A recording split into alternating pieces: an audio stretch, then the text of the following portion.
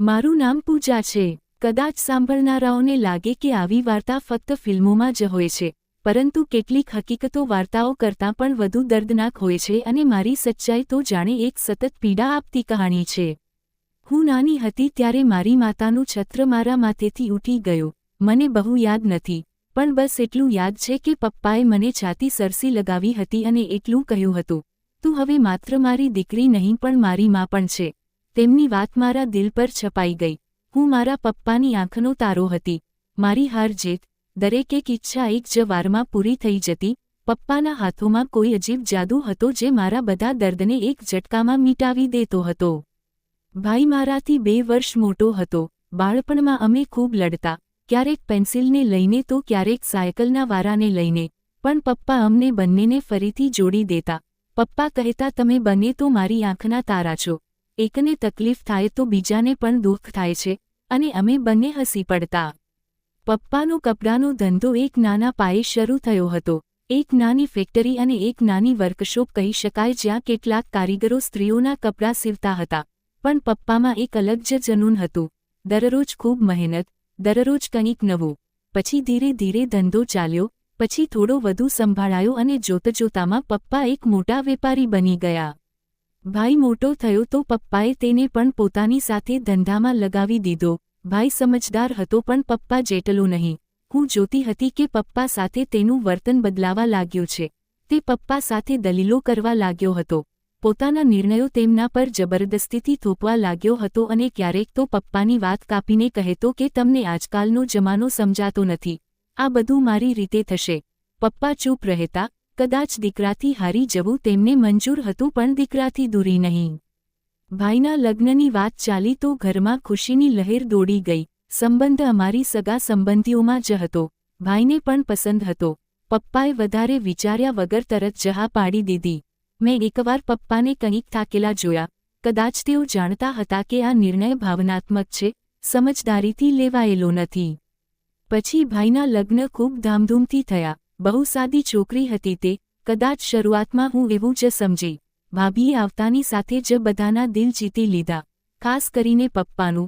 તે સારું જમવાનું બનાવતી, પપ્પાની સેવા કરતી, તેમની સાથે બેસીને વાતો કરતી.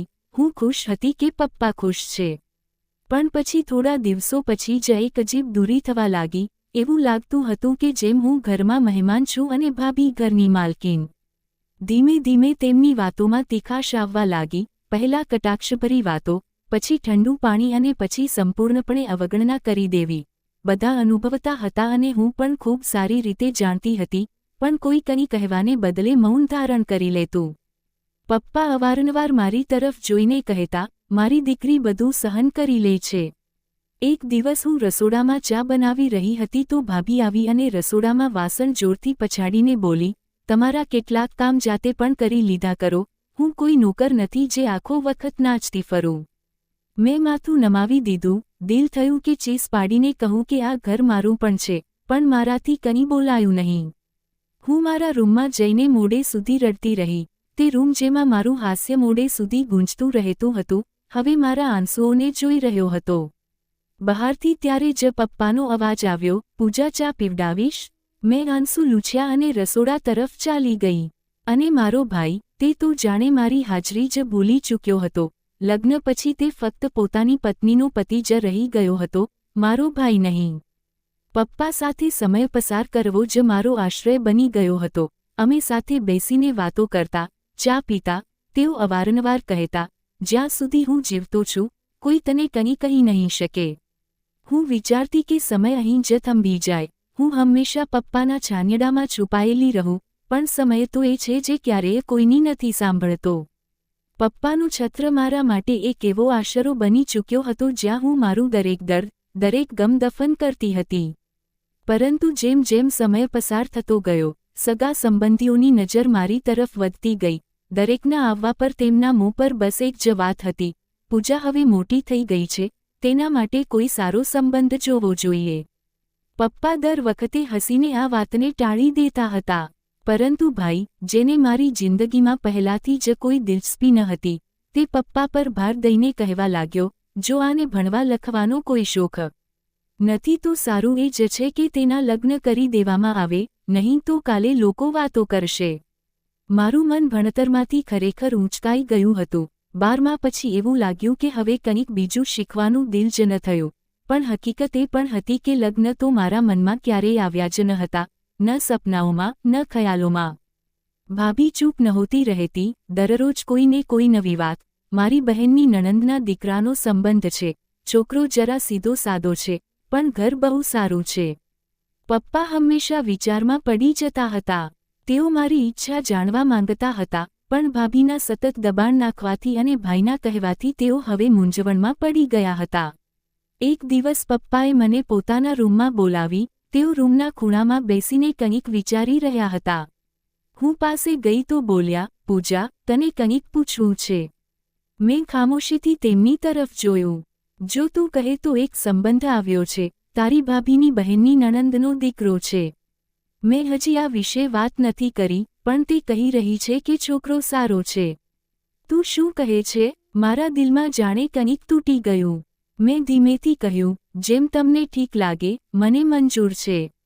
પપ્પાએ મારી તરફ જોયું. તેમની આંખોમાં કંઈક રોકાયેલું હતું, જાણે કે તેઓ જાણતા હતા કે આ નિર્ણય ઠીક નથી, પણ તેઓ ખામોશ રહ્યા. થોડા દિવસોમાં જ વાત નક્કી થઈ ગઈ. હું પણ નહોતી જાણતી કે આ બધું આટલું જલ્દી કેવી રીતે થઈ ગયું. કદાચ સગા સંબંધીઓ પપ્પાને તૈયાર કરવામાં સફળ થઈ ગયા હતા અથવા પપ્પા પણ થાકી ચૂક્યા હતા. શોરમાં મારો અવાજ જાણે ક્યાંક ખોવાઈ ગયો હતો. લગ્ન પછી જ્યારે હું વિદાય થઈને સાસરે પહોંચી તો ત્યાં મારું સ્વાગત પણ ખૂબ જ અજીબ હતું. સાસુએ બસ એકવાર હસીને જોયું અને રૂમ તરફ ઇશારો કરી દીધો. ન કોઈ હાલચાલ પૂછવી, ન કોઈ મતલબ. પતિ, તે પણ એક ખામોશ માણસ હતો. પહેલાં મેં વિચાર્યું કે કદાચ તબિયત ઠીક નહીં હોય, પણ થોડા દિવસોમાં અંદાજ આવી ગયો કે તે વધારે વાતચીત કરવાનું પસંદ નથી કરતો. રૂમમાં આવતો તો બસ મોબાઈલ લઈને બેસી જતો. હું જ્યારે પણ કંઈ કહેતી તો બસ કે સારું સાંભળવા મળતું. થોડા દિવસો પછી ભાઈનો ફોન આવ્યો. તે હસી રહ્યો હતો. કેમ છે? હવે તો નવી જિંદગી શરૂ થઈ ગઈ છે. મેં બસ એટલું કહ્યું, હા, ભગવાનની કૃપા છે. ભાભીએ તરત ફોન હાથમાં લીધો અને બોલી, જોયું, હું નહોતી કહેતી કે નવીન સારો છોકરો છે. સમયની સાથે દિલ પણ લાગી જશે. દિલ લાગી જશે, મેં મારા દિલમાં વિચાર્યું. જે દિલ પર આટલો બોજ હોય, તે કેવી રીતે કોઈ અજાણ્યા માટે ધબકશે? સાસરે બધું માપી તોડીને મળતું હતું, વાત પણ, સમય પણ, ઇજ્જત પણ. સવારનો નાસ્તો બનાવતી તો વખાણ નહોતા થતા, પણ જો જરા સરખું પણ કંઈક બળી જાય તો બધા મોં નાક ચડાવી લેતા હતા.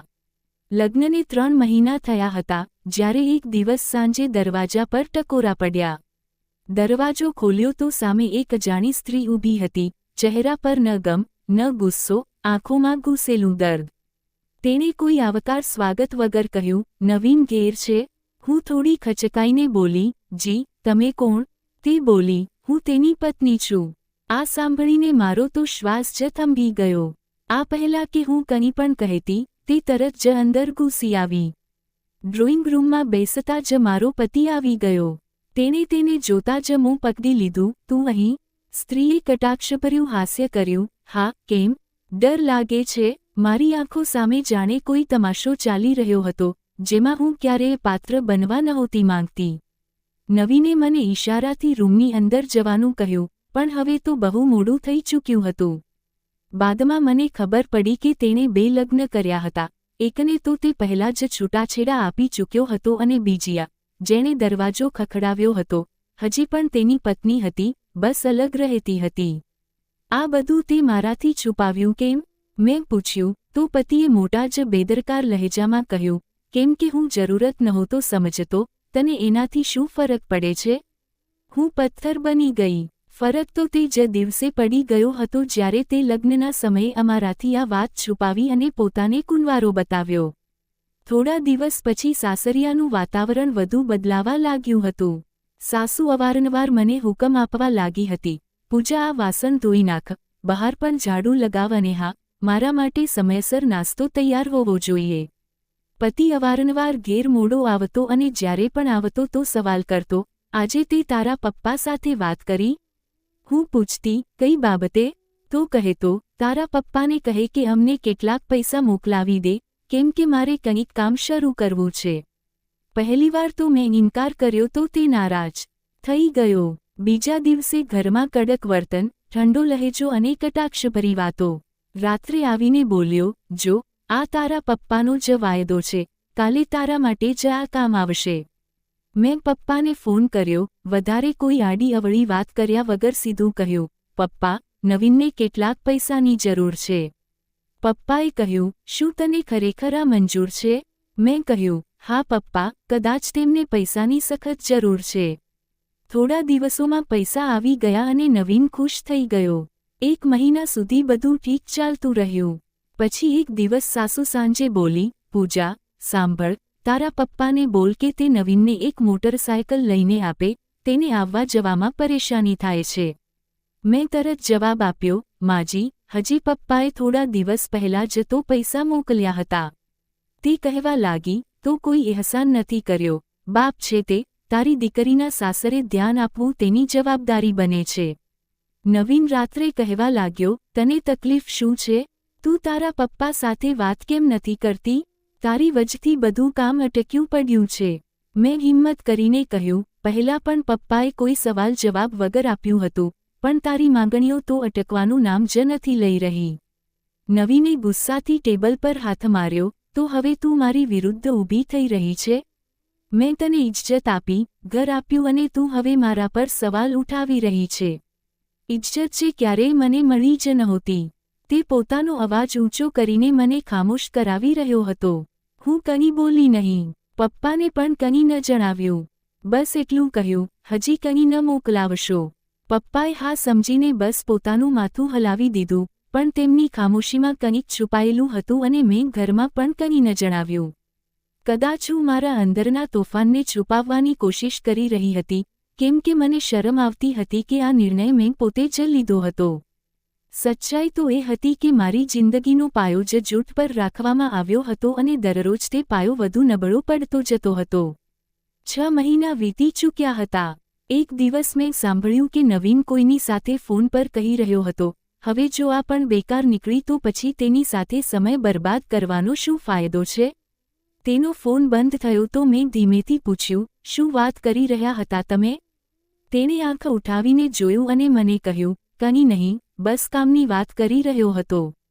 તું આખો વખત સાંભળતી કેમ રહે છે? મેં મારો રૂખ ફેરવી લીધો, પણ મનમાં તેની વાત ગુંજતી રહી. હવે દરેક નાની વાતમાં કટાક્ષ સામેલ થતો હતો. જો નાસ્તામાં જરા પણ મોડું થઈ જાય તો સાંભળવા મળતું, બસ હવે આ જ ઓછું રહ્યું હતું, નિકમ્મી ક્યાંયની, ન બાળક, ન 4 ઘરના કામ થાય છે. સાસુની વાતચીતમાં પણ હવે એક નવો અંદાજ આવી ગયો હતો. હવે તારા જેવું નસીબ હોય તો આ જ હાલ થાય. લગ્નને 1 વર્ષ થવાનું છે, પણ હજી સુધી કોઈ ખુશખબરી નથી મળી. હું દર મહિને તે નજરોનો સામનો કરતી જે મારા શરીરને કસૂરવાર ઠેરવતી હતી. ડોક્ટર પાસે જવાની વાત પર મારી સાસુએ મોટા જ કઠોર લહેજામાં કહ્યું, ડોક્ટર પાસે જવું કોઈ જરૂરી નથી, અમે બધું સમજીએ છીએ.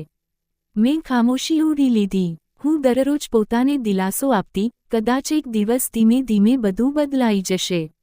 પણ આવતીકાલની આશા કંઈક બીજું જ બનીને રહી જતી હતી. એક દિવસ નવીન ઘેર પાછો આવ્યો તો બહુ ગુસ્સામાં હતો. બૂટ કાઢીને ફેંકતા બોલ્યો, આજે ફરી વીજળીનું બિલ સમય પર જમા ન થયું. તું ઘરમાં કરતી શું રહે છે? મેં ધીમેથી કહ્યું, તમે જ તો કહો છો કે આ કામ તમારા છે. તે ઝડપથી મારો હાથ જોરથી ખેંચતા બોલ્યો, જુબાન ચલાવવા લાગી છે. મારી કાંડા પર નિશાન પડી ગયું, પણ મેં કંઈ પણ ન કહ્યું. રાત્રે રૂમમાં સન્નાટો છવાયેલો રહ્યો. સૂતા પહેલા તે બોલ્યો, જો આ જ હાલ રહ્યો, તો હું તને તારા માયકે પાછી મોકલી દઈશ, બેકાર સ્ત્રી. એક દિવસ મોહલ્લાની એક માસી આવી હતી. ચા પીરસાઈ તો સાસુએ તેમની સામે જ કહ્યું, અમારી વહુ તો બસ પથ્થરની મૂર્તિ છે, ન હસે છે ન બોલે છે, કદાચ કંઈક કમી છે જેના કારણે ખામોશ રહે છે. મેં અનુભવ્યું કે મારી ખામોશી પણ હવે એક કટાક્ષ બની ચૂકી હતી, જો બોલું તો બદતમીજ અને ચૂપ રહું તો પથ્થરની મૂર્તિ. મારી માં કહી રહી હતી કે તારું કોઈ ડોક્ટર પાસે ચેકઅપ કરાવવું જોઈએ. તે ઈચ્છતી હતી કે જો કંઈ ઠીક ન નીકળે તો હું ફરીથી લગ્ન કરી લઉં. મારા દિલ પર જાણે કોઈએ છરી મૂકી દીધી હોય, પણ અવાજ ન નીકળ્યો. ફક્ત એટલું પૂછ્યું, અને તમે? તેણે મોબાઈલ પર નજર જમાવીને કહ્યું, જો આવું જ રહ્યું તો કદાચ મારે લગ્ન કરવા જ પડશે. મેં આકાશ તરફ જોયું, જાણે ત્યાં કોઈ જવાબ છુપાયેલો હોય. સૂતા પહેલા સાસુ રૂમમાં આવી અને બોલી, તારા પપ્પાને કહ્યું હતું કે બધું આપીને દીકરી મોકલી રહ્યા છો, પણ અહીં તો બધું ખાલી છે. મેં મારો રૂખ બીજી તરફ કરી લીધો. તે બોલી, યાદ રાખજે, જો ઘરમાં બાળક ન થયું તો તારા ઘેર પાછી જઈશ. ક્યારેક વિચારતી હતી કે કાશ બીમાર પડી જાત, ત્યારે કદાચ કોઈ સહાનુભૂતિ કરત, પણ સ્વસ્થ હોવા છતાં દરરોજ બીમાર જેવી લાગતી હતી. મેં એકવાર પપ્પાને ફોન કર્યો. તે બોલ્યા, તું ઠીક છે?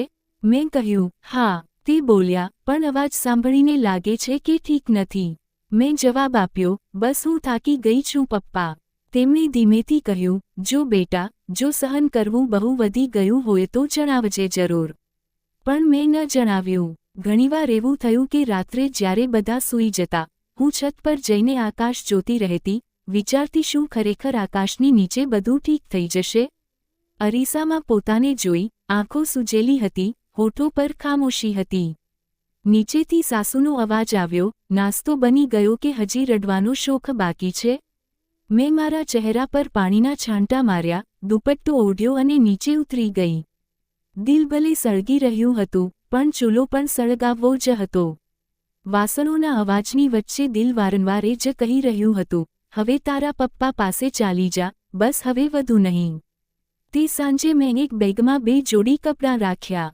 દિલ ત્યાં જ રહી ગયું હતું, પણ પગ મજબૂત હતા. નવીન દરવાજા પર જ મળી ગયો. બોલ્યો, ક્યાં જઈ રહી છે?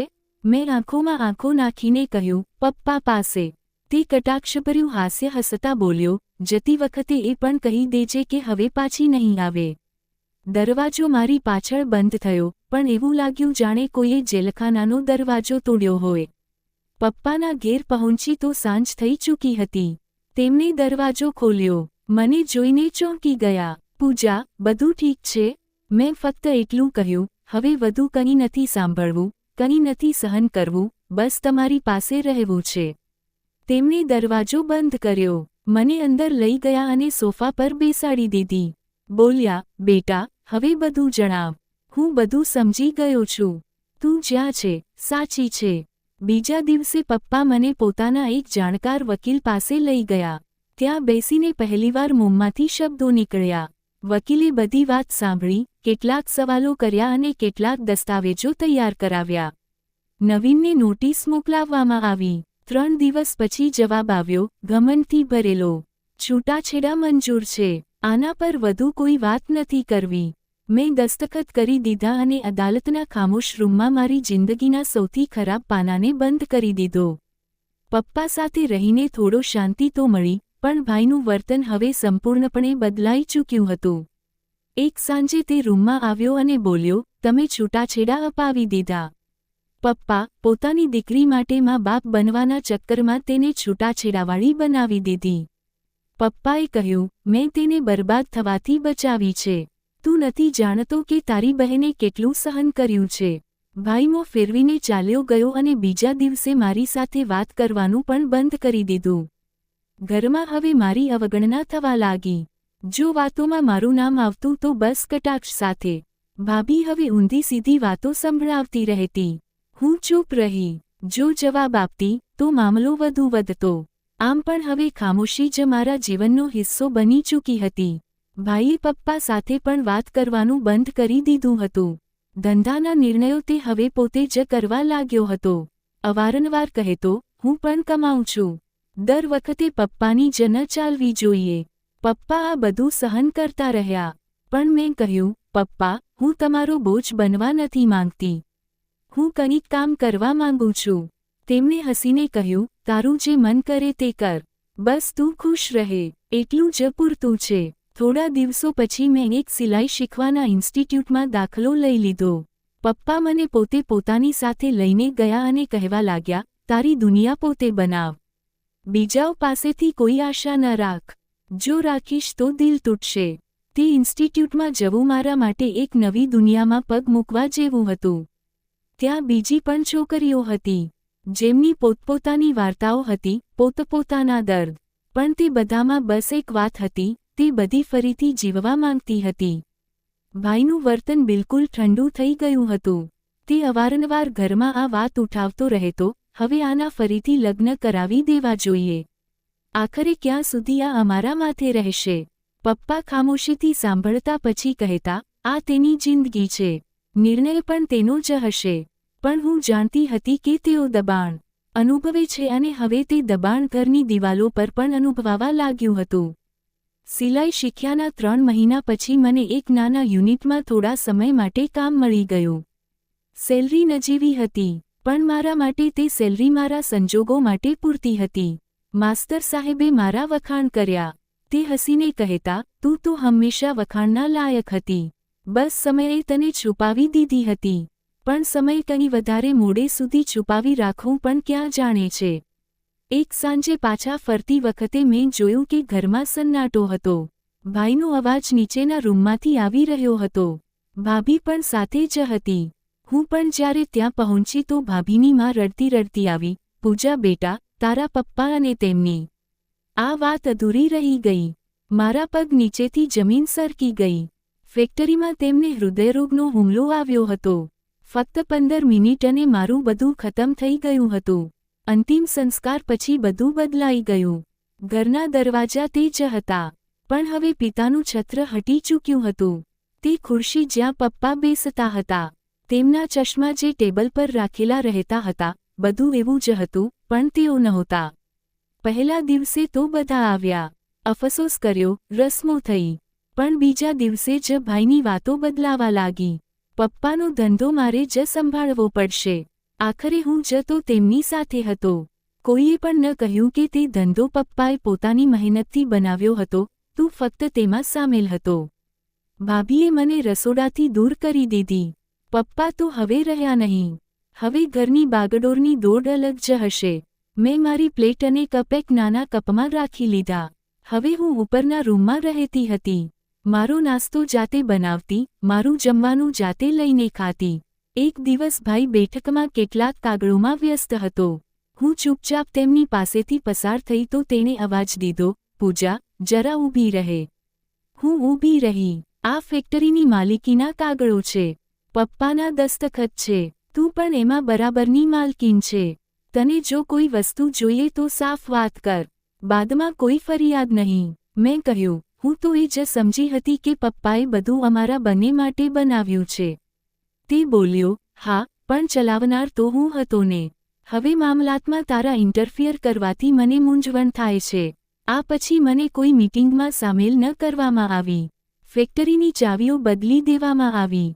એકાઉન્ટ્સ જે જોઈન્ટ હતા, તે ખતમ કરી દેવામાં આવ્યા. મારા પૂછવા પર ફક્ત એટલું કહેવાતું, હવે બધું મારા મુજબ થશે.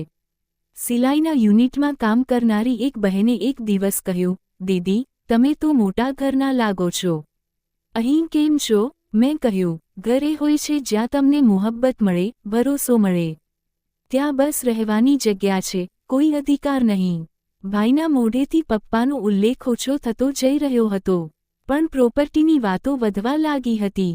એક દિવસ બેઠકમાં અવાજ સાંભળ્યો, ઘરની વહેંચણી પણ વિચારવી પડશે. આખરે બાળકો મોટા થઈ રહ્યા છે અને જગ્યા ઓછી પડતી જાય છે. ત્યાં બેઠેલા એક મહેમાને પૂછ્યું, પૂજા બહેનનો પણ હિસ્સો છે? ભાઈએ કહ્યું, દીકરીઓનો હિસ્સો તો બસ કાગળો પર હોય છે, જમીની સ્તરે કંઈ પણ નહીં. હું આ બધું ચૂપચાપ સાંભળતી રહી. હવે હું તે ઘરમાં મહેમાનથી પણ ઓછી થઈ ગઈ હતી. કપડાં ધોવા, ઝાડુ લગાવવું, વાસણ સાફ કરવા, લાઇટનું બિલ પણ જાતે આપવું, આ બધું નોર્મલ બની ચૂક્યું હતું. એક દિવસ ભાભીએ આવીને કહ્યું, ઉપરના રૂમમાં હવે અમારો દીકરો ભણવા લાગ્યો છે. તું ક્યાંક બીજી જગ્યાએ જઈને પોતાનો બંદોબસ્ત કરી લે. મેં આ સવાલ કર્યો, ક્યાં જાઉં? તે બોલી, બહુ બધા આશ્રમ ખુલેલા છે સ્ત્રીઓ માટે. તું તો હવે એકલા રહેવાની આદી થઈ ચૂકી છે. હવે પોતાની જવાબદારી જાતે ઉઠાવવાનો મતલબ સમજ.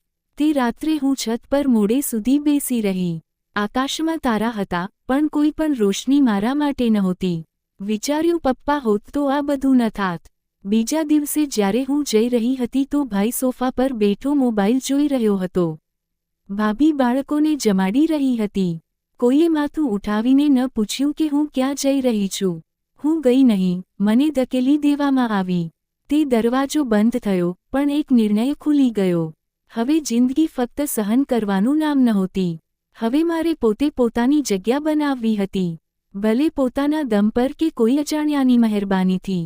જે દિવસે મેં તે ઘર છોડ્યું, ત્યાંથી જ મારી જિંદગીનો એક બીજો રસ્તો ખુલી ચૂક્યો હતો.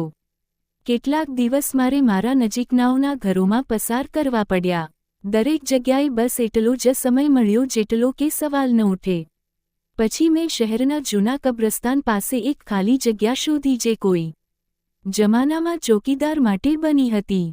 રાત ત્યાં જ વીતી જતી અને દિવસમાં હું કોઈ નાના મંદિર કે કોઈ કોઠીમાં કામ કરીને કેટલાક રૂપિયા કમાઈ લેતી. બસ એટલું જ પૂરતું હતું જીવવા માટે. આ દરમિયાન એક દિવસ એક પરિચિત ચહેરો મળ્યો, માસી સંગીતા માસી. એ જ સંગીતા માસી જે ક્યારેક પપ્પા પાસેથી દવા લેવા આવી હતી. તે બજારમાં મળી. મારી હાલત જોઈને હેરાનીથી પૂછવા લાગી, બેટા, ઘેર પાછી કેમ ન ગઈ? મેં તેમની તરફ જોયું અને ધીમેથી કહ્યું, ત્યાં હવે મારા માટે કોઈ જગ્યા નથી રહી, માસી. તેમણે મારા માથા પર હાથ મૂક્યો અને બોલી, કાશ તારા પપ્પા હોત તો આ દિવસ તને ક્યારેય જોવો ન પડત. તને ખબર છે, તારા ભાઈએ ફેક્ટરી વેચી દીધી છે. મારા પગ થંભી ગયા. મેં સવાલભરી નજરોથી જોયું. હા, 2 દિવસ પહેલાં એક પાર્ટી આવી હતી. આખી ઓફિસ ખાલી કરાવી દેવામાં આવી. હું તો હેરાન રહી ગઈ. તે જગ્યા જે તારા પપ્પાના નામ પર હતી. હું ખામોશ થઈ ગઈ. કેટલાક કલાક પછી એક જૂના વર્કર સાથે વાત થઈ જે હજી પણ યુનિટમાં કામ કરી રહ્યો હતો. તેણે જણાવ્યું, અમને નવા માલિક કાલે સંભાળશે. બધું હવે બદલાવાનું છે. ફેક્ટરી જેના માટે પપ્પા રાતોને જાગતા હતા, હવે કોઈ બીજાની હતી. હું સાંજે સીધી જૂની ઓફિસની બહાર પહોંચી. સાઇનબોર્ડ પણ બદલાઈ ચૂક્યો હતો. જ્યાં ક્યારેક મારા પપ્પાનું નામ લખેલું રહેતું હતું, ત્યાં હવે કોઈ બીજી કંપનીનું નામ ચમકી રહ્યું હતું. એક જાણકાર કર્મચારીએ જણાવ્યું, તમારા ભાઈ સાહેબ કહી રહ્યા હતા કે સાઉદી અરબમાં તેમણે એક મોટો સેટઅપ શરૂ કર્યો છે. તેના માટે બધું વેચી દીધું. તે રાત્રે હું કબ્રસ્તાનના કિનારે જઈને બેસી ગઈ. ત્યાં એ જ ખામોશી છવાયેલી હતી જે મારા દિલમાં હતી. 2 દિવસ પછી એક બીજો આંચકો લાગ્યો. ભાભીએ પોતાની એક સહેલી દ્વારા મને સંદેશ મોકલાવ્યો. હવે તું પોતાનો બંદોબસ્ત પાક્કો ક્યાંક બીજે કરી લે, કેમ કે અમે ઘર પણ વેચી રહ્યા છીએ અને સાઉદી જઈ રહ્યા છીએ. મેં જવાબ મોકલાવ્યો, મારો હિસ્સો. જવાબ મળ્યો, શું પુરાવો છે કે તારો અહીં કોઈ હિસ્સો છે? બધી જમીન જાયદાદ તો તારા ભાઈના નામ પર હતી. મેં એક વકીલ સાથે સલાહ લીધી. તેને કાગળિયા બતાવ્યા જે મારી પાસે ફક્ત ફોટોકોપીની શક્લમાં મોજૂદ હતા. તે કંઈકવાર તેમને જોતો રહ્યો. પછી બોલ્યો, આ દસ્તખત અજીબ લાગે છે. બહુ કંઈ અહીં છુપાયેલું છે. મેં પૂછ્યું, આ ખોટા હોઈ શકે છે? તેણે કહ્યું, શક્ય છે કે દસ્તખત કોઈ બીજા માટે જારી કરવામાં આવ્યા હોય અથવા અંગૂઠો ખોટી રીતે લગાવવામાં આવ્યો હોય. પણ તારે અસલી દસ્તાવેજો મેળવવા પડશે. અસલી દસ્તાવેજો, તે તો ભાઈ પાસે હતા અને તેમની પાસે જવાનો મતલબ હતો પોતાને વધુ બેઇજ્જત કરાવવી. મેં એક રસ્તો વિચાર્યો. સંગીતા માસીએ જણાવ્યું હતું કે ભાઈ હજી 1 અઠવાડિયા સુધી ભારતમાં જ રહેશે. પછી બહાર શિફ્ટ થશે. હું તેમના ફ્લેટની બહાર કેટલાક કલાક રાહ જોતી રહી. જ્યારે ભાઈ બહાર નીકળ્યો તો હું સામે આવી ગઈ. મારે તમારી સાથે વાત કરવી છે. ફક્ત 2 મિનિટ. તેણે તીક્ષ્ણ નજરથી જોયું. મારી પાસે સમય નથી. પપ્પાએ પોતાની જિંદગીમાં બધું મારા નામ કરી દીધું હતું. તો મને જે મળ્યું તે પૂરતું નથી? મેં કહ્યું, મને કંઈ પણ નથી મળ્યું. અને જે તને મળ્યું છે તે પણ કદાચ તારું નહોતું. ભાભી બહાર આવી. પૂજા, તું હજી પણ અમારી પાછળ પડી છે. અમને છોડી દે. અમે નવી જિંદગી શરૂ કરવા જઈ રહ્યા છીએ. મેં બસ એક વાત કહી. જિંદગી તે નથી હોતી જે બીજાઓને બરબાદ કરીને મળે. જિંદગી તે હોય છે જે માણસ પોતે સંવારે છે. ભાઈએ એક પળ માટે કંઈક કહેવા ચાહ્યું. પછી ચૂપ રહી ગયો. તે ચૂપ્પી જે એક ભારે ખામોશી જેવી હોય છે. બીજા દિવસે મેં અદાલતમાં અરજી દાખલ કરી દીધી. વકીલે કહ્યું, આ મુકદ્દમો લાંબો હોઈ શકે છે, પણ ઓછામાં ઓછી કાગળી જંગ બરાબરની થશે. મને જીતથી વધુ ન્યાયની જરૂર હતી. તે ફેક્ટરી, તે ઘર, હવે મારું કંઈ ન પણ નીકળતું તો ઓછામાં ઓછું એટલું તો નક્કી થાત કે સાચું શું હતું. અદાલતમાં કાગળિયા જમા કરાવીને જ્યારે પાછી ફરી તો શહેરના શોરમાં મારી ખામોશી વધુ સ્પષ્ટ સંભળાઈ. હવે કોઈ દરવાજો એવો નહોતો બચ્યો જેના પર હું ટકોરા મારતી. પણ હા, દિલ હવે ધ્રુજતું નહોતું. પહેલા એક સહેલીના ઘેર કેટલાક દિવસ રોકાઈ, પછી માસીના ઘેર ચાલી ગઈ. પણ જેવો જ તેમને અહેસાસ થયો કે મેં મુકદ્દમો કરી દીધો છે, તેમનું વર્તન બદલાવા લાગ્યું. અમે ઝઘડો કરવાવાળા લોકોને પોતાના ઘરોમાં નથી રાખતા પૂજા, અમને માફ કરજે. આ તે દિવસ હતો જ્યારે મેં દરવાજો પાછળ છોડ્યો અને કોઈને કંઈ પણ ન કહ્યું. બસ સીધી કબ્રસ્તાન તરફ ચાલી ગઈ. તે જ કબ્રસ્તાન જ્યાં હું હવે સુધી રહી હતી. ચારે તરફ સન્નાટો હતો. મારી સાથે ફક્ત એક બેગ હતી અને અંદર તે ડાયરી જેમાં હું બધું લખતી હતી. રાત થઈ ગઈ હતી. ઠંડી હવા ચાલવા લાગી હતી. માટીની સુગંધ મારા બાળપણ જેવી મહેસૂસ થઈ રહી હતી. હું થાકેલી હતી. આખી રાત રડ્યા પછી જાણે આંખો આપોઆપ બંધ થઈ ગઈ. સવારે જ્યારે આંખ ખુલી તો સામે એક થાળી રાખેલી હતી. તેમાં ગરમ પરાઠા અને ચા હતી. મેં આસપાસ નજર દોડાવી. કોઈ મોજૂદ નહોતું. એક પળ માટે લાગ્યું કે કદાચ કોઈ સારો માણસ, કદાચ કોઈ જાણકાર આવ્યો હોય. મેં કંઈ ન ખાધું. બસ પાણી પીને પોતાને સંભાળી લીધી. દિવસ વીત્યો અને હું કબર પાસે બેઠા જ સૂરજને ઢળતો જોતી રહી. આગલી રાત્રે ફરી એવું જ થયું. હું થાકીને સૂઈ ગઈ અને સવારે આંખ ખુલી તો એકવાર ફરી તાજો નાસ્તો અને એક પરચી મોજૂદ હતી. ચિંતા ન કર, તું એકલી નથી. હવે મારા દિલમાં સવાલ પેદા થવા લાગ્યો. આ કોણ છે? રોજ કોણ આવીને મારા માટે ખાવાનું રાખી જાય છે? પછીના દિવસે હું આંખો બંધ કરીને સૂતી હતી. પણ દિલ ઝડપથી ધબકી રહ્યું હતું. લગભગ 1 કલાક પછી પગલાંનો હલકો અવાજ સંભળાયો. કોઈ ધીમે ધીમે પાસે આવી રહ્યું હતું. મારા દિલની ધડકન તેજ થઈ ગઈ. લાગ્યું હમણાં દિલ બહાર આવી જશે. પગલાં થંભ્યા પછી હલકી જણકાર સંભળાઈ. જેમ વાસણ જમીન પર મૂકવામાં આવી રહ્યા હોય. મેં જરાક આંખ ખોલીને જોયું. એક વૃદ્ધ વ્યક્તિ જેના ચહેરા પર સફેદ દાઢી હતી, સામે દેખાયો. પણ અંધારામાં તેમનો ચહેરો સંપૂર્ણપણે નહોતો દેખાઈ રહ્યો. પણ તેમનો અંદાજ બિલકુલ મારા પપ્પા જેવો હતો. તેમણે ખાવાનું રાખ્યું, પાણીની બોટલ રાખી, પરચી સામે રાખી અને પાછા વળી ગયા. મેં આગળ વધીને તે દરવાજો ખખડાવ્યો. કેટલાક લાંબા ઇંતજાર પછી દરવાજો ખુલ્યો. તે જ વૃદ્ધ સામે હતા. તેમણે મને જોઈ અને પછી ધીમેથી કહ્યું, આવી જા બેટી. તને આવવાની જરૂર નહોતી. પણ કદાચ તને જાણવું હતું કે હું કોણ છું. હું અંદર દાખલ થઈ. અંદર એક સાધારણ રૂમ હતો. એક ખાટલો, કેટલાક વાસણ અને એક જૂની અલમારી. તમે કોણ છો? મારો અવાજ ધ્રુજી રહ્યો હતો. તે હસ્યા. હું સંતોષ છું, તારા પપ્પાનો જૂનો દોસ્ત. તું બહુ નાની હતી જ્યારે મેં છેલ્લીવાર તને જોઈ હતી. તારા પપ્પાએ એક સમયે મારી બહુ મદદ કરી હતી. હું કોઢનો દર્દી હતો જેને બધાએ મને છોડી દીધો હતો. પણ તારા પપ્પાએ મારો હાથ પકડ્યો. મારો ઈલાજ કરાવ્યો. ખાવાનું આપ્યું. દવા આપી. હું પથ્થર બની ઊભી રહી.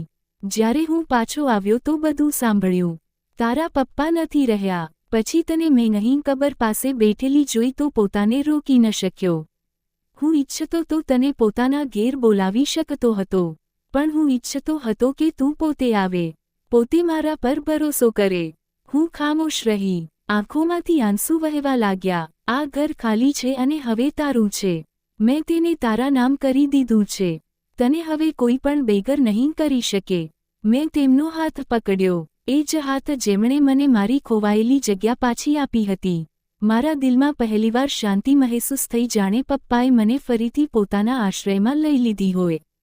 તે રાત્રે મેં લાંબી ઊંઘ લીધી અને પહેલીવાર ડર વગર સૂઈ. બીજા દિવસે સવારે જ્યારે હું ઉઠી તો મારા ઉપર જ ચાદર હતી જે ગઈ રાત્રે સંતોષ ચાચાએ આપી હતી.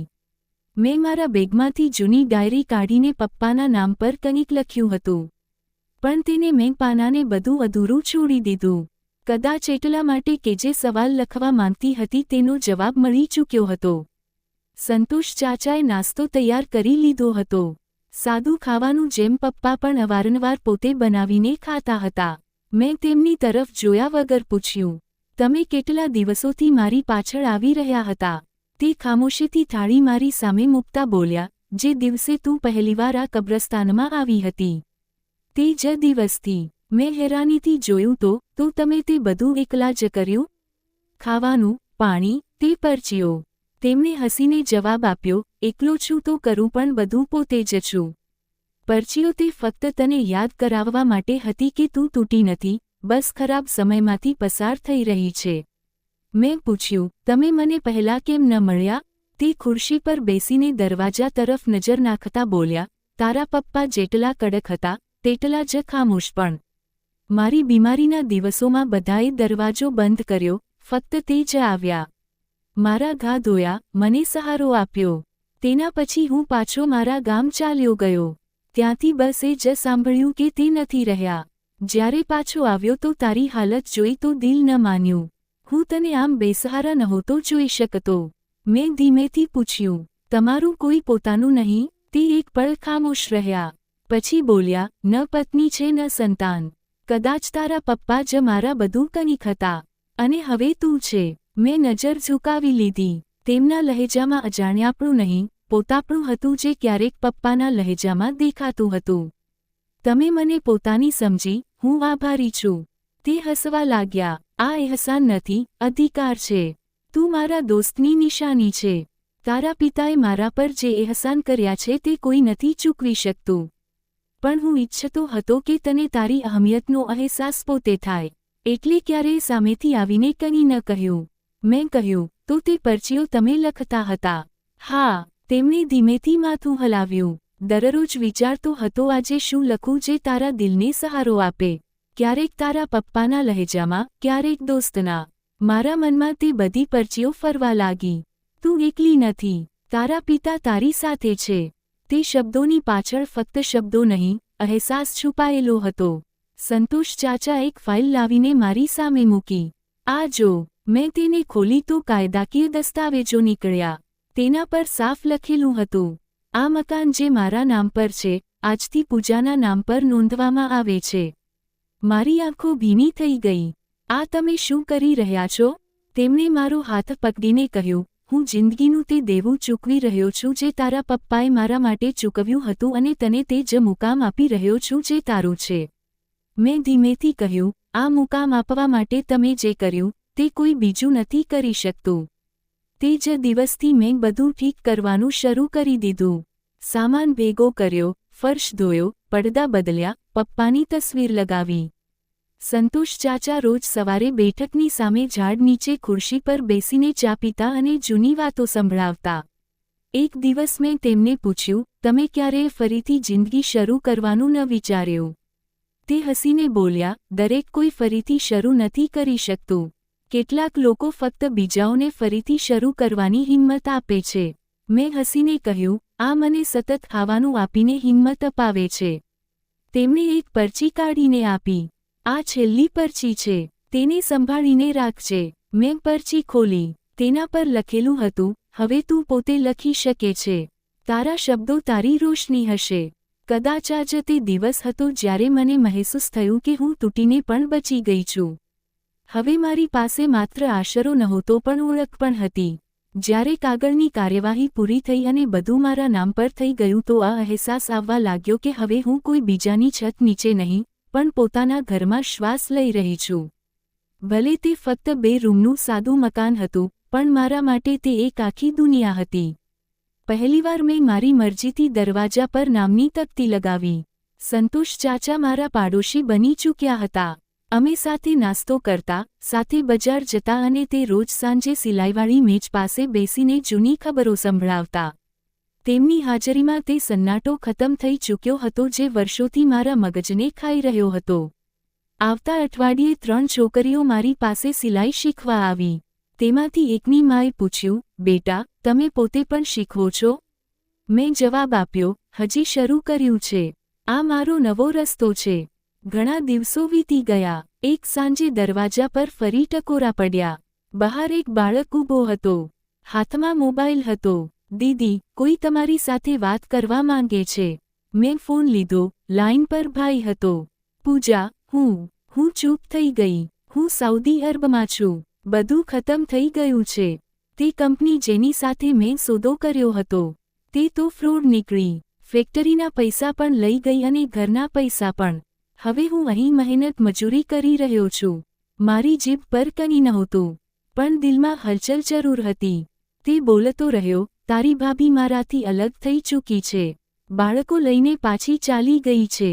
મારી પાસે હવે કંઈ નથી બચ્યું. ફક્ત એક મોબાઈલ અને કેટલાક પૈસા. હું જાણું છું હું ખોટો હતો, પણ પપ્પાના મૃત્યુ પછી જાણે કંઈ દેખાવાનું બંધ જ થઈ ગયું હતું. તારી સાથે પણ હું બહુ ખરાબ વર્તન કરી રહ્યો હતો. ફોન બંધ થયા પછી હું મોડે સુધી બેસી રહી. ન ખુશી હતી ન ગુસ્સો, બસ એક અહેસાસ કે બધું આખરે સામે આવી જ ગયું. બીજા દિવસે સંતોષ ચાચા આવ્યા. મેં તેમને બધું જણાવ્યું. તે ખામોશીથી સાંભળતા રહ્યા. પછી બોલ્યા, ભગવાને તને સમય પહેલાં બહુ કંઈક દેખાડી દીધું છે જેથી તું સમય પર સમજી શકે. મેં કહ્યું, હવે દિલમાં ન નફરત છે ન સંબંધ, બસ એક દૂરી છે. તેમણે પછી માથું હલાવ્યું, ઠીક છે, પણ જો તે પાછો આવે તો તે જાણી લે કે હવે તું પહેલાંવાળી પૂજા નથી રહી. થોડા જ દિવસોમાં મારા સિલાઈ ગ્રુપમાં વધારો થઈ ગયો. હવે 5 છોકરીઓ સાંજે આવતી અને મોહલ્લાની ગલીઓમાંથી કેટલાક કામ પણ આવવા લાગ્યા. એક સ્ત્રીએ કહ્યું, બહેન, તમારા કપડાની સિલાઈ બહુ શ્રેષ્ઠ છે, અને આ વાત મારા માટે સૌથી સુંદર હતી. એક સાંજે દરવાજા પર ફરી તે જ બાળક આવ્યો. બહેન, ફોન છે, સાઉદી અરબથી. સંતોષ ચાચાએ ફોન ઉઠાવ્યો. થોડી ક્ષણો પછી તેમણે મને ફોન આપ્યો. પૂજા, હું પાછો આવી રહ્યો છું. થોડા દિવસોમાં હિન્દુસ્તાનમાં છું. માથું છુપાવવાની જગ્યા નથી. બસ એટલું જાણું છું કે જે છત નીચે જન્મ્યો હતો, તે છત હવે નથી રહી. મેં કોઈ પણ અહેસાસ વગર કહ્યું, ક્યારે આવી રહ્યા છો? 1 અઠવાડિયા પછી. જો ઇજાજત હોય તો કેટલાક દિવસ તારી પાસે રોકાઈ જાઉં. મેં થોડી ક્ષણો વિચાર્યું, પછી જવાબ આપ્યો, આ મારું નહીં, સંતોષ ચાચાનું ઘર છે. જો તે ઈચ્છે તો આવી શકો છો. ફોન બંધ થયો અને સંતોષ ચાચાએ મારી તરફ જોયું. તો તું તેને પાછો આવવા દઈશ? હા, કેમ કે હવે હું નબળી નથી અને માફી તે હંમેશા મોટી રહેશે. સંતોષ ચાચા બોલ્યા, તો તું હવે ખરેખર મોટી થઈ ગઈ છે. મારા ચહેરા પર એક સ્મિત ફેલાઈ ગયું. એક બપોરે દરવાજા પર હલકી ટકોરા પડ્યા.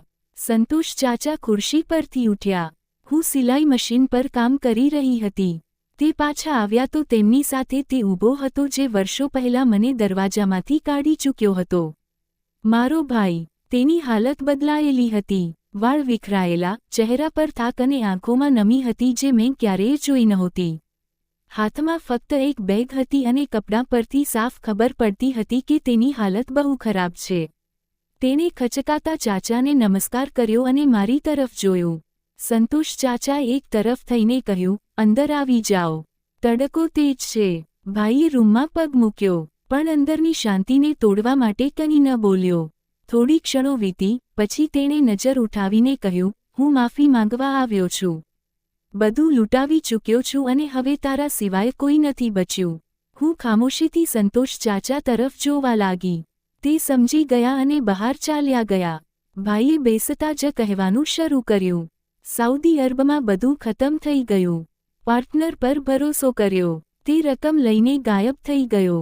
ભાભીએ છૂટાછેડા લઈ લીધા. બાળકોને પોતાની સાથે લઈ ગઈ. મેં ઘણા દિવસો રસ્તાઓ પર પસાર કરી દીધા. મજૂરી કરી. પછી નિર્ણય કર્યો કે પાછો આવીને તે બધું માંગી લઉં જેનાથી દૂરી બનાવી લીધી હતી. મેં સવાલ ન કર્યો, બસ સાંભળી રહી હતી. હું જાણું છું તને ધક્કો આપ્યો, જાયદાદ પર કબજો કર્યો, તને બેઘર કરી, પણ પૂજા, હું હવે તે માણસ નથી રહ્યો. તે ગુરૂર, તે દોલત બધું છીનવાઈ ગયું. ફક્ત એક વસ્તુ બચી છે, પસ્તાવો. તેના ચહેરા પરથી પસ્તાવો છલકાઈ રહ્યો હતો. પણ હું જાણતી હતી, પસ્તાવો માફીની દલીલ નથી, માફીનો દરવાજો હોય છે. ખોલે કે ન ખોલે, આ હંમેશા મોટો હોય છે. તે બધું સહન કર્યું. મેં કંઈ પણ ન પૂછ્યું. તું ચાલી ગઈ અને મેં પલટીને ન જોયું. પણ આજે જ્યારે દુનિયાએ મને એકલો કરી દીધો તો જેમને આપણે નબળા સમજીએ છીએ તે જ ખરેખર સૌથી મજબૂત નીકળે છે. મેં ઊંડો શ્વાસ લીધો. આ ઘર સંતોષ ચાચાનું છે. હું એમના જ ઘરમાં ઉછરી રહી છું. તેમની ઇજાજત વગર હું કંઈ નથી કરી શકતી. આ સમયે સંતોષ ચાચા દરવાજા પર આવી ગયા. જાણે બધું સાંભળી ચૂક્યા હતા. પૂજા, જો આ સાચું બોલી રહ્યો છે તો મારા દરવાજા બંધ નથી. મેં તને મારું ઘર આપ્યું. હવે તારા નિર્ણયનો સમય છે. મેં ભાઈ તરફ જોયું. અહીં જગ્યા છે, પણ શરત પણ છે. શરત પણ છે? તે તરત બોલ્યો, જે કહે તે મંજૂર છે. અહીં કોઈને હક નથી કે ભૂતકાળને મુદ્દો બનાવે. તું અહીં રહી શકે છે, પણ નિર્ણય મારા નહીં, તારા હોવા જોઈએ. પોતાને સાબિત કર. ચાચાનો ભરોસો જીત. અને જો ખરેખર બદલાઈ ચૂક્યો છે તો તે પોતે તને અપનાવી લેશે. ભાઈની આંખો ભરાઈ આવી. તે ઝૂકીને બોલ્યો, હું દરેક શરત માનું છું. બસ, તે દરવાજો ખોલી દીધો. એ જ મારા માટે બહુ છે. બીજા દિવસથી તે ઘરના નાના મોટા કામોમાં મદદ આપવા લાગ્યો. સંતોષ ચાચાએ તેને પોતાની જરૂરિયાતના કામ સોંપી દીધા. આ બધું કરીને લાવ અને સમય પર, પછી જોઈશું આગળનું પગલું શું છે. ભાઈએ કોઈ વાંધા વગર બધું કર્યું. સાંજે ચાચાએ મને કહ્યું, બદલાયેલા ચહેરાને પારખવું મુશ્કેલ હોય છે, પણ જે પોતાને બદલે તેનો રસ્તો રોકી શકાતો નથી. હવે તે રોજ સાંજે મારી સાથે સિલાઈ યુનિટની બહાર બેસતો અને આવનારી છોકરીઓને દરવાજો ખોલતો. એક દિવસ ભાઈએ કહ્યું, તે કાગળિયા જેના પર ખોટા દસ્તખત હતા, મારી પાસે છે. ચાહે તો બધું પાછું તારા નામ થઈ શકે છે. મેં નરમાઈથી જવાબ આપ્યો, હવે આ વસ્તુઓની જરૂર જ નથી. જે શાંતિ આ નાના ઘરે આપી, તે કોઈ ફેક્ટરીમાં નથી મળી શકતી. તેણે કહ્યું, ઓછામાં ઓછું તારે તે દસ્તાવેજો જોવા જોઈએ જેથી તું જાણી શકે કે સાચું શું છે. મેં કહ્યું, હું જાણું છું સાચું શું હતું.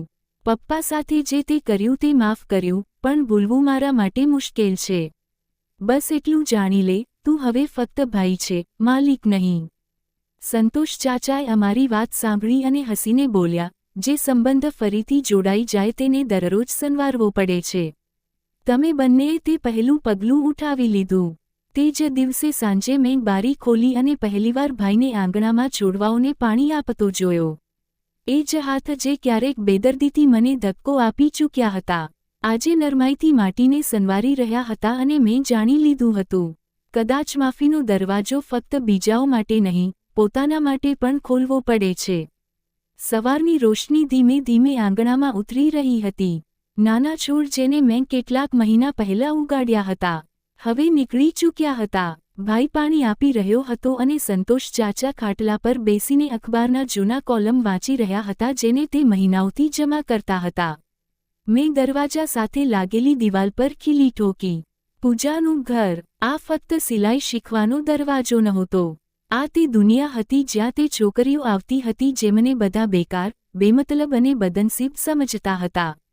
કોઈ છૂટાછેડાવાળી હતી, બીજીને સાસરિયાવાળાઓએ કાઢી મૂકી હતી. ત્રીજીનો પતિ તેના અસ્તિત્વને જ માનવાથી ઇનકાર કરતો હતો. પણ આ બધી અહીં આવીને પોતાને મહેસૂસ કરવા લાગી હતી. એક દિવસ હું અને ભાઈ છત પર બેઠા હતા કે ત્યારે જ સંતોષ ચાચા એક લાકડાનો બોક્સ લઈને અમારી પાસે આવ્યા. કહેવા લાગ્યા, આ તમારા પિતાએ વર્ષોથી સંભાળીને રાખ્યો હતો. અમે જ્યારે તેને ખોલ્યો તો તેમાં એક ચિઠ્ઠી હતી જેમાં લખેલું હતું, તમે બંને ભાઈ બહેન હંમેશા એકબીજાનો સાથ આપજો અને મારી દીકરી પૂજા, મને તારા પર પૂરો ભરોસો છે કે તું તારી જિંદગીને ક્યારેય પણ નીચે નહીં જવા દઈશ. આ વાંચીને મારા અને ભાઈ બંનેની આંખોમાં આંસુ આવી ગયા. ભાઈ એકવાર ફરીથી પોતાના કર્યા પર શર્મિંદા થવા લાગ્યો. પપ્પાની તે ચિઠ્ઠી વાંચીને મારા મનમાં ખ્યાલ આવ્યો કે મારા પપ્પાએ પોતાની ફેક્ટરીને કેટલી મહેનતથી ઊભી કરી હતી. પણ આજે તે ફેક્ટરી પર કોઈ બીજાએ અધિકાર કરી લીધો છે. મેં ભાઈ સાથે આ વિશે વાત કરી તો તે રડી પડ્યો કે તેણે પોતાના ખોટા ઘંશ્યોને કારણે બધું બરબાદ કરી દીધું. મેં ભાઈને કહ્યું, પપ્પાને આપણા બંને પર ભરોસો હતો. જો તું મારો સાથ આપે તો આપણે ફરીથી એકવાર નવી શરૂઆત કરી શકીએ છીએ.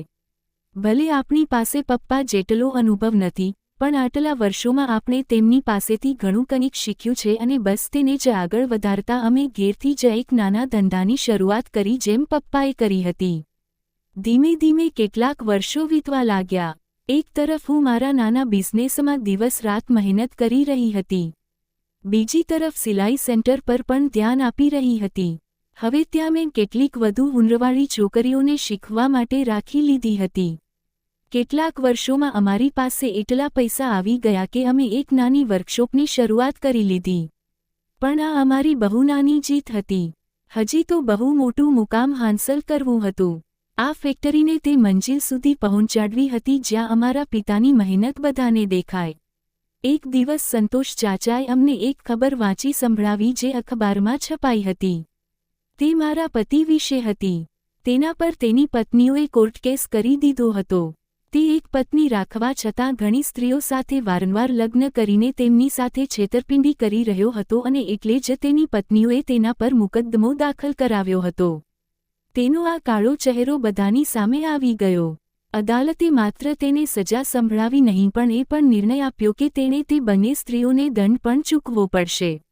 જ્યારે મેં દંડની રકમ વાંચી તો મારી આંખો મોટી થઈ ગઈ. તે દંડ બહુ મોટો હતો.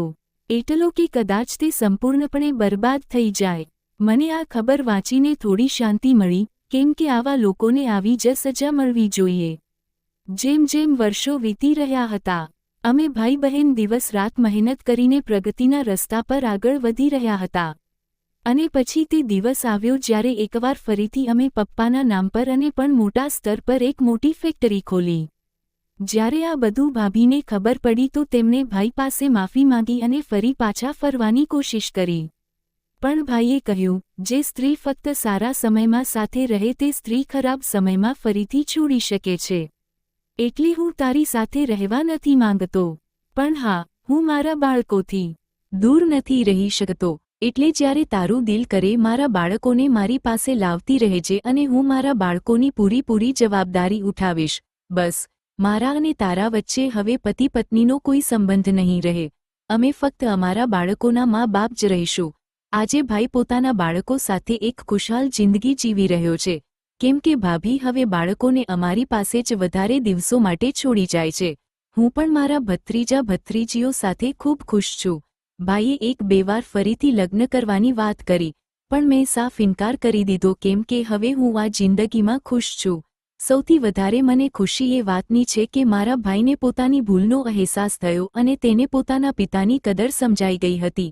તો દોસ્તો, જો તમને અમારી કહાણી પસંદ આવી હોય તો કમેન્ટ કરીને જરૂર જણાવો. વિડિયોને લાઇક કરો અને વધુમાં વધુ શેર કરો. જો તમે ચેનલ પર નવા છો તો સબસ્ક્રાઇબ જરૂર કરો અને નોટિફિકેશન બેલ દબાવો જેથી આગામી અપડેટ સૌથી પહેલા તમને મળે. ધન્યવાદ.